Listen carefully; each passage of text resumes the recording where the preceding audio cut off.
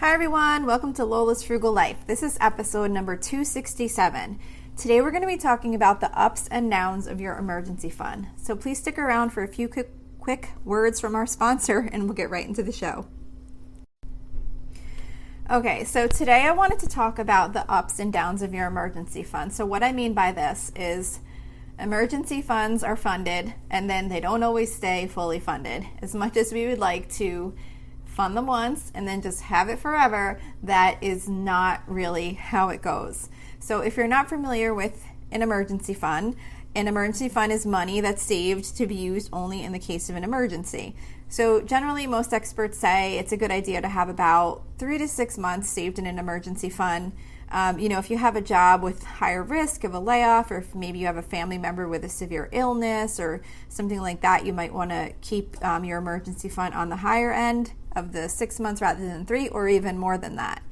Having an emergency fund helps you stay out of debt because you're not reliant on a credit card when an emergency comes up that you can't afford to pay for in your regular budget. So saving for an emergency fund is a really important and exciting goal. But unfortunately, once you achieve that goal and you have a fully funded emergency fund, emergencies do come up. Even a lot of times during when you're even originally just working on funding that goal, when you're trying to initially get it funded, you'll have setbacks where you have an emergency and you have to take money out from what you've saved before you've even hit the funding goal that you're trying to reach.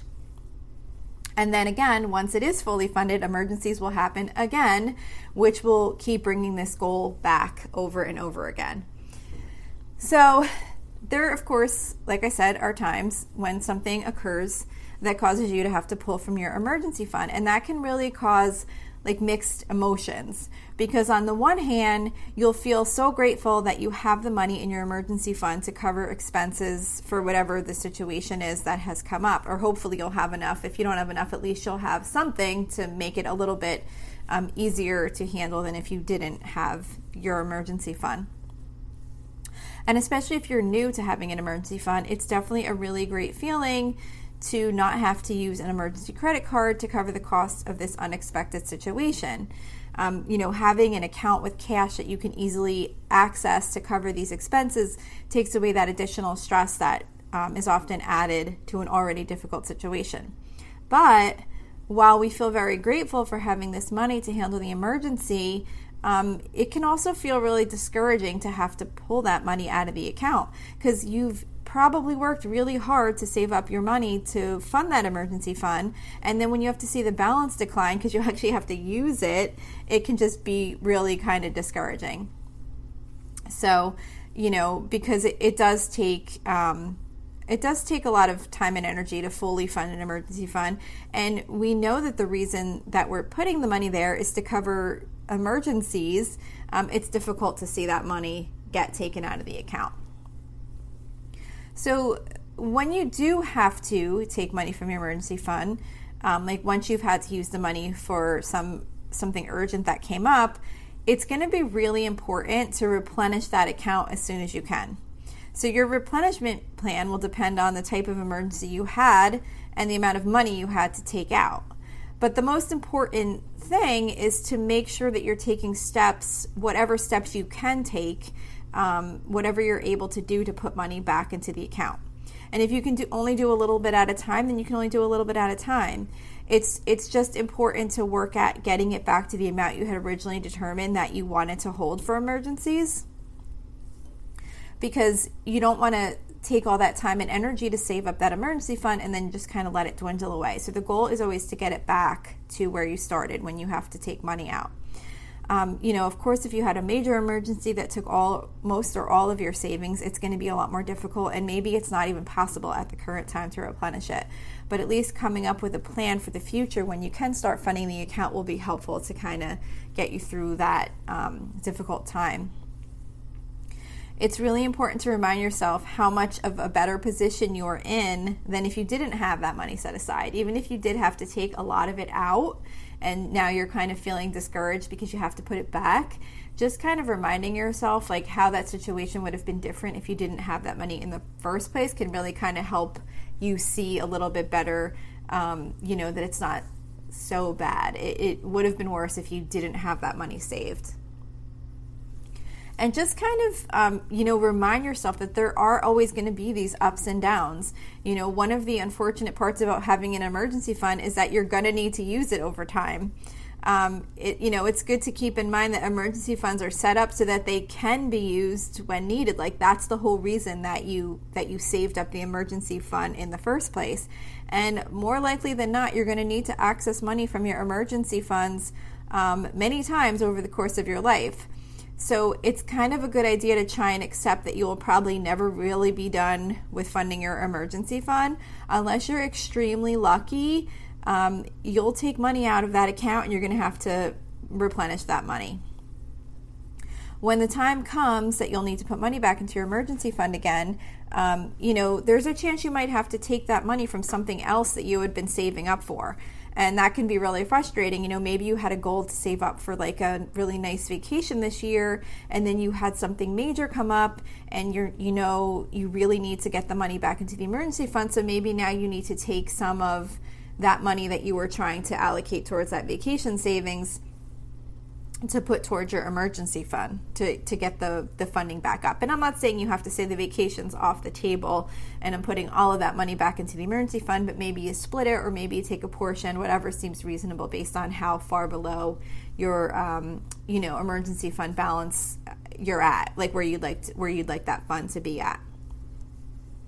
One idea is to plan for emergency fund deposits in your budget, assuming that you may need to replenish it if something else comes up. And then if you don't need to, then you can add more money to your other goals rather than having to feel like you're pulling from other goals.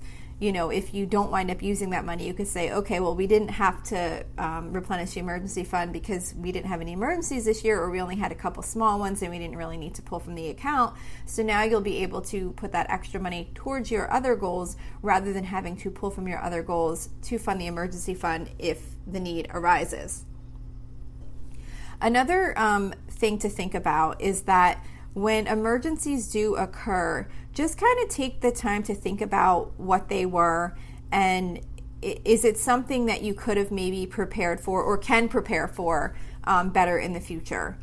Some emergencies just happen and we just could not have anticipated them, but there's some things that maybe with a little bit better planning we could save up for these types of expenses so that we don't have to rely on the emergency fund.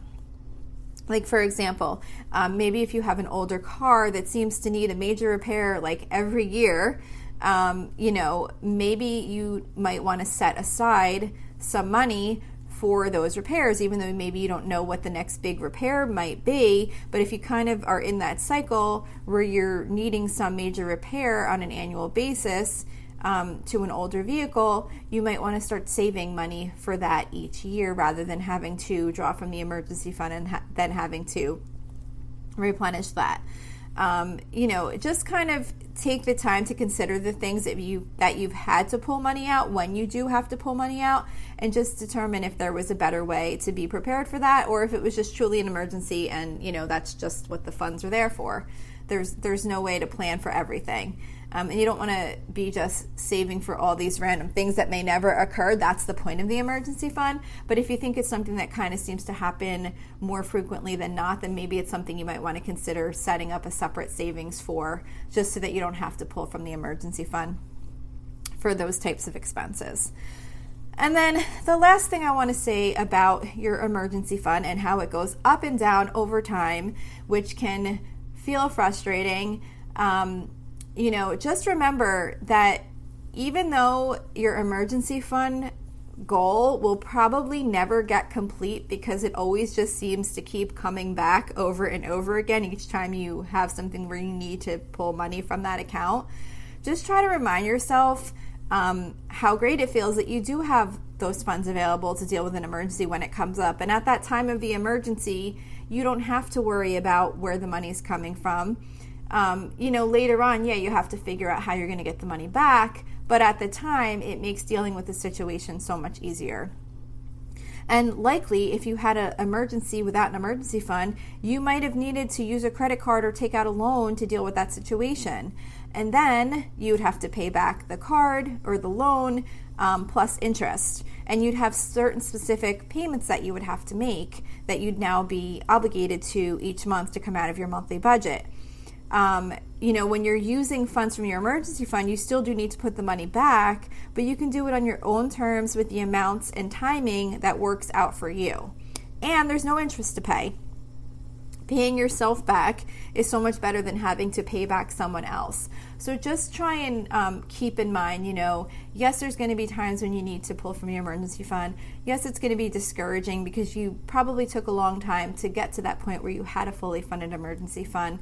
But that's unfortunately just how emergency funds are. We saved them up to have the money available for emergencies. So when the emergencies come, we need to use that money and then we need to save up all over again. So it's a cycle that is going to go on probably forever. So just kind of try and keep yourself reminded of all the positive aspects of why you have that fund and how much better it is because you had it, rather than focusing on the fact that you are probably over the years going to have to work on funding it over and over again. So that's all I have to say today. The reason I was talking about this is because I'm in the situation where I'm replenishing my emergency fund this year because we had a few things happen right at the end of last year. I thought we were going to get through the whole year without pulling anything out, and then right at the end of the year we got hit with a couple of big emergencies that we had to pull a big chunk of money out of our account. So we're working on this right now. So that's kind of what made me think of just kind of talking about this, because I'm also trying to remind myself to be positive and just remember that the money was there for this reason. And, I shouldn't be discouraged because I'm working on putting it back. I'm trying to be really grateful that I had it there. So that's it for today's episode. I hope this was helpful to you in some way. Don't forget you can email me with any questions or suggestions at lolasfrugallife@gmail.com. You can follow me on Instagram and Facebook at lolasfrugallife. You can find blog posts for each episode on my website at lolasfrugallife.com. And you can also join our private listeners group at Facebook on facebook.com/groups/lolasfrugallife. And if you enjoy the show, please make sure to subscribe on Apple Podcasts, Spotify, YouTube, or wherever you listen from. And I would love it if you would screenshot the show and tag me on Instagram so that I can see you're listening. Also, if you can please take a couple of seconds to rate and review the podcast, that would be super helpful to me. That is what helps the show come up in search results when people are looking for something with the topics like I discuss. There's also a link to financially support the podcast if that's something you're interested in. The link is in the episode details. So thank you so much for listening, and I hope you have a really awesome day. Are you in the mood to learn something new? Well, Skillshare is now offering 1 month free of Skillshare Premium. Unlock a passion, side hustle, or new professional skill with thousands of classes in design, business, and more. Start your 1 month free trial now by using the link within the podcast notes for this episode. There's no commitment and you can cancel at any time. So why not go ahead and learn a new skill that you have always wanted to have?